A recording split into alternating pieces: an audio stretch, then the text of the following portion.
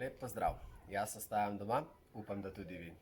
Danes si poglejmo return in njegove najpomembnejše lastnosti.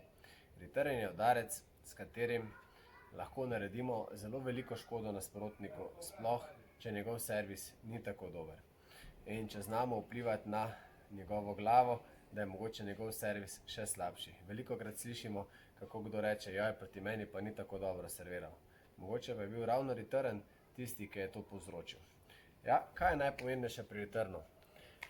Mogoče naj še povem na začetku to, da v marsikaterem klubu returna v tujini, sploh ne trenirajo, ker pravijo, da je return tako podoben forehandu in backhandu, da ga ne rabijo trenirati in ga otroci skozi igro avtomatsko osvojijo.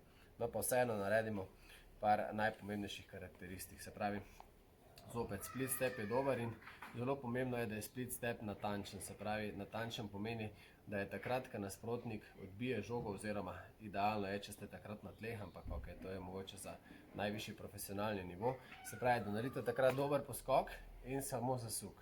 Govorim za močen servis, če prihaja k nam močen servis, je dovolj, da mi naredimo le zasuk. Zato, ker dobimo toliko energije od nasprotnika, da lahko to žogo le odblokiramo. Se pravi, najpomembnejše je to.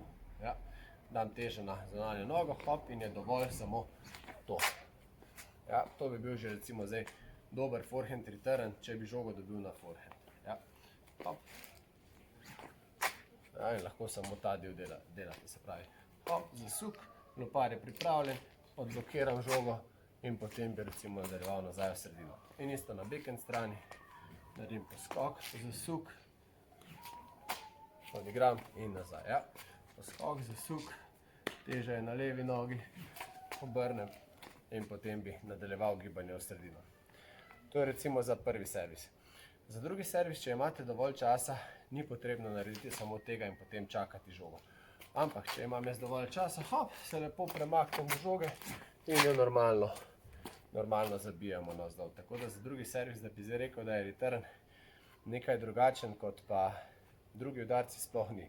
Pomembno je samo z nogami priti do žoge na pravo razdaljo in potem narediti tisto škodo nasprotniku, da bo mogoče naslednjič več tvegal pri servisu in zato naredil dvojno napako. In v bistvu zato je zaslužen prav return. Pri returnu je zelo pomembno tudi, da sploh za prvi servis, da začnete dlje od mreže in potem, ko odigrate return, ste blizu. Recimo, predvsem to sledenje žogi, recimo velikokrat naredijo, ker si nasprotnik vrže žogo, naredijo korak naprej, naredijo split step, potem zasuk in grejo žogo. Se pravi, da dobite ta ritem sploh za prvi servis. Se pravi, čakam, ja, nizko, nekateri se zibajo, nekateri ne. Med žoge naredim korak, split step, zasuk in odigram. Tudi za prvi servis je zelo pomembno, da gremo iz nižjega položaja navzgor skupaj žogo, ampak se ne stegnemo čisto, ampak gremo v bistvu v smer in malce navzgor, ja, na obeh strani. Se pravi, da bi mi iz nizkega šli čisto naopično, ni najboljše, ali pa iz visokega, recimo velikokrat vidite to in sesuvanje navzdol, ne. Se pravi, telo mora biti po koncu, v dobrem položaju, zasuk in odigram. Zelo težko je delati veliko vaj brez žoge. Ja, večino vaj bi vam moral jaz vršiti žogo ali dati kakšen znak za reakcijo, da bi lahko izvedli več vaj doma. Zato recimo za return bomo rekli, če samo to obvladate, to gibanje proti žogi, poskok, zasuk, od odspodaj navzgor, da greste in naprej, je v bistvu za prvi, za začetek povsem dovolj. To je to.